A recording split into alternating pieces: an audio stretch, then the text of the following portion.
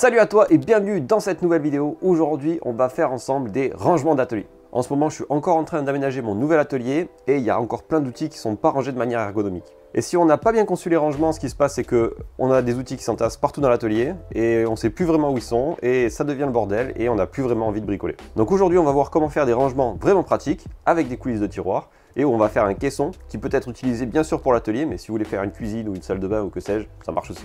Et si vous êtes nouveau sur cette chaîne, moi je m'appelle Philippe, je suis ingénieur de formation, je suis passionné de menuiserie et je vous partage mes expériences, mes outils et mes techniques pour faire des meubles plus beaux, plus vite et en y prenant plus de plaisir. L'objectif, ça va être de ranger ces caisses-là. Donc j'avais fait ce système de rangement qui est extrêmement pratique puisque du coup ça me permet d'ouvrir le tiroir, de déverrouiller, de regarder ce que j'ai à l'intérieur, prendre ce qu'il me faut et pouvoir le ranger rapidement. Et ça c'est vraiment pratique parce que du coup, j'ai pas besoin de bouger les caisses pour pouvoir accéder à l'intérieur. A l'inverse, ce système-là, il est vraiment bien quand il faut les transporter parce qu'elles sont clipsées les unes entre elles. Par contre, si j'ai besoin d'accéder à la caisse qui est en dessous, ben là, ça va pouvoir s'ouvrir, mais c'est souvent un petit peu galère. Et là, je vous ai fait la démo quand il y en a deux, mais quand il y en a 5 qui sont les unes au-dessus des autres, ben clairement, celle du bas, à chaque fois, il faut tout bidouiller et ça fait qu'à l'arrivée, au lieu de ranger au fur et à mesure et d'avoir un atelier qui est vraiment rangé, ben on a toujours tendance à laisser traîner les outils. Et comme je cherche toujours à optimiser mon temps, mon énergie, mais aussi l'espace de l'atelier, c'est important de bien ranger. Et si vous aussi vous voulez faire ce projet, mais vous n'avez pas exactement les mêmes besoins que moi, peut-être que vous voulez faire un meuble plus large, plus haut, je ne sais pas, je vous ai fait les plans de mon projet avec les différentes caisses et leurs dimensions, de manière à pouvoir les positionner et voir la taille que ça prend pour les rangements de votre atelier. Et je vous invite vraiment à faire un plan, parce qu'avec un plan, vous allez pouvoir faire une fiche de débit. Et avec une fiche de débit, on gagne du temps. Le plan, il est téléchargeable dans le lien qui est en dessous de la vidéo ou sur le i qui est en haut, à droite, à gauche, enfin qui est en haut quoi.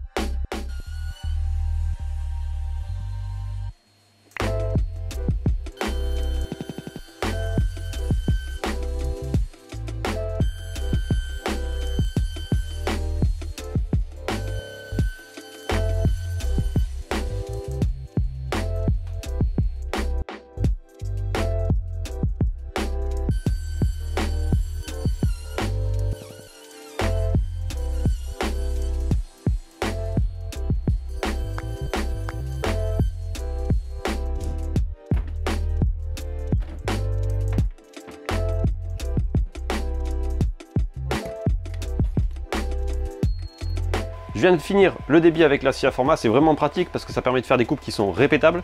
Mais si vous aussi vous voulez faire des coupes répétables sans scie à format, avec une scie plongeante par exemple, à la fin de cette vidéo je vous en redis plus. Maintenant je vais plaquer les champs et faire un petit peu d'esthétique parce que même si c'est pour l'atelier, on veut que ce soit joli. Et je vais utiliser une encolleuse, c'est-à-dire que ça va faire fondre de la colle et ça va coller le champ directement sur les côtés des planches. Si vous n'avez pas ce genre de machine, ce que je comprends tout à fait, et pour être honnête, c'est pas un investissement qui se justifie, vous pouvez prendre du champ pré-encollé et vous allez le faire fondre avec le fer à repasser, l'appliquer et ça marchera très bien aussi. Mais la vérité avec le champ thermocollé que vous allez faire fondre avec le fer à repasser, c'est que c'est quand même long à appliquer et si vous voulez faire beaucoup de rangements, ça va être assez pénible. Et c'est pour ça qu'une machine comme celle qui est en train de chauffer derrière peut avoir une justification.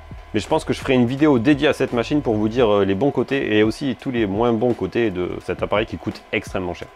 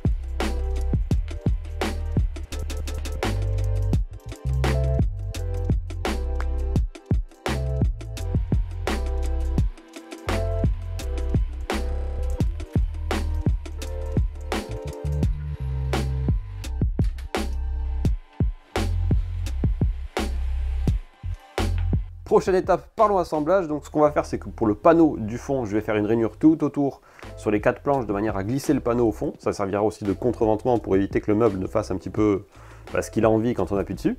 Et pour faire les assemblages des planchettes, je comptais utiliser l'assemblage le plus cher du monde. Faire un test comme ça avant d'utiliser sur d'autres projet, j'aurais pu tester sur un tout petit projet qui est celui-ci. Sauf que comme ce fameux assemblage n'est pas compatible avec des planches de 16 mm, je ne vais pas pouvoir le faire. Mais si vous voulez voir le test de l'assemblage le plus cher du monde, je vous invite à vous abonner à la chaîne parce que ça va être le sujet de la prochaine vidéo. Sur ce projet, je vais utiliser des vis auto-touillonnantes pour le maintien et pour le positionnement, je vais faire des petits lamellos, histoire que tout soit correctement aligné. Pour la rainure, on sort la défonceuse et on attaque.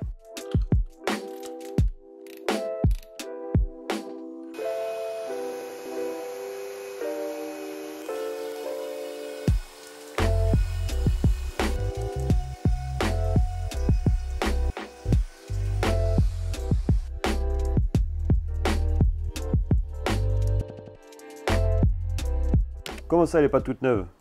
Bon, c'est pas faux. Okay. Et à ce qui paraît, c'est dans les vieilles marmites qu'on fait les meilleures soupes. Mais avec celle-ci, elle marche encore, mais quand on voit la poussière qu'elle fait et le système d'aspiration qu'elle a, il n'y en a pas, bah peut-être que je vais la changer. C'est sûrement le prochain achat.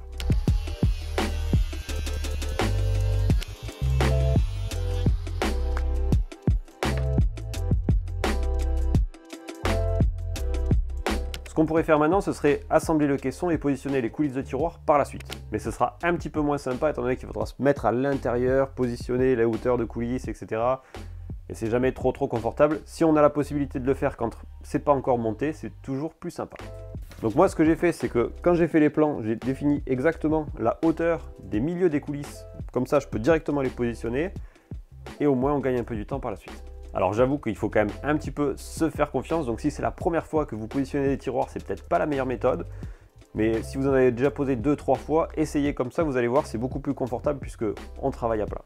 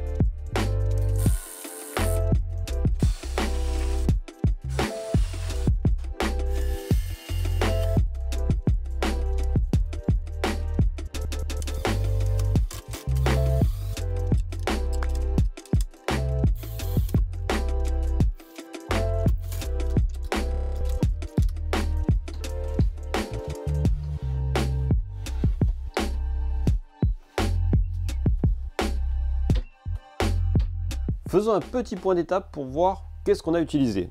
Donc pour les assemblages avec les vis auto-touillonnantes, ça ressemble à ça. Donc ce sont des vis qui ont l'avantage d'avoir un filetage relativement épais et pour tenir du mélaminé, ça marche plutôt pas mal. L'inconvénient majeur de ces vis là, c'est qu'il faut faire un pré-trou de 5 ici, de 7 pour cette partie là, et ensuite un chanfrein. Et ils fournissent ce genre de matériel, hop, et avec ça, vous pouvez faire les trois en même temps. Donc là vous avez 5 mm, 7 mm et le chanfrein ici, sauf que ça coûte super cher.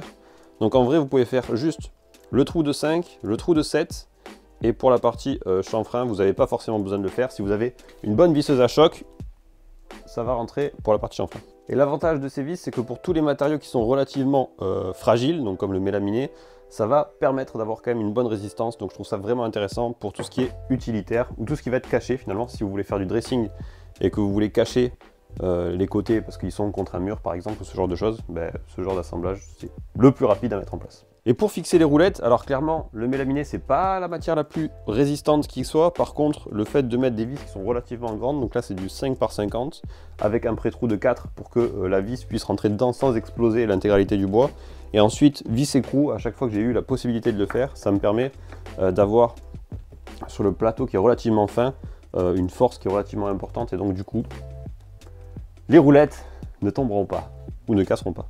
Prochaine étape, on fait la partie tiroir. J'ai la chance de faire un petit peu de récup et d'avoir récupéré des tiroirs faits pour ce genre de caisson, mais il m'en manque un. Donc on va faire le dernier tiroir qui manque pour pouvoir ranger tout ça. Voilà à quoi ressemblent les tiroirs que j'ai récupérés. Donc c'était dans mes anciens rangements. Ils ont un petit peu vécu, mais ils restent fonctionnels. Et il y a deux écoles si vous voulez faire des tiroirs pour les caisses de rangement. Soit vous utilisez les petits pieds qui sont en dessous des caisses et donc vous refaites les petits trous comme ici présent, soit vous faites simplement une pièce de bois pleine sur laquelle vous allez mettre un petit tasseau au fond pour venir bloquer la caisse quand vous allez la positionner, et ça ira très bien aussi. Dans tous les cas, il faut refaire une pièce de bois, un petit coup de scie, et on se retrouve de l'autre côté pour assembler les tiroirs.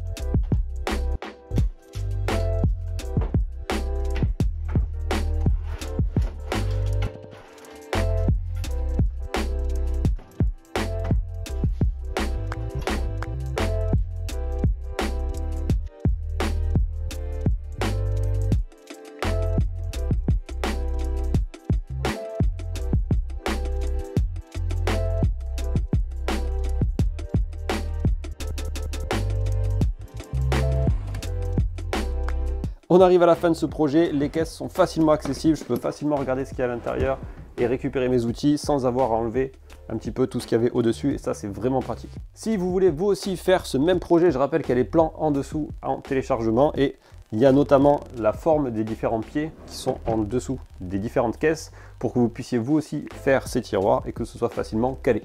Et dernier point, je vous avais dit que je vous en dirai plus si vous voulez faire des coupes qui sont facilement répétables mais sans scie à format. Et pour ce faire, vous pouvez aller voir une autre vidéo que j'ai faite pour faire des coupes de pro avec une technique méconnue mais qui est extrêmement efficace pour réussir à faire des découpes qui sont toujours exactement à la même taille. Je vous mets un lien juste au-dessus dans le petit i. Et moi je vous dis à très vite dans la prochaine vidéo où on va tester un assemblage démontable. C'est l'assemblage le plus cher du monde sur le marché. Je vous propose de vous abonner si ça vous intéresse et de cliquer sur la petite cloche pour ne rien rater. A très vite, ciao ciao!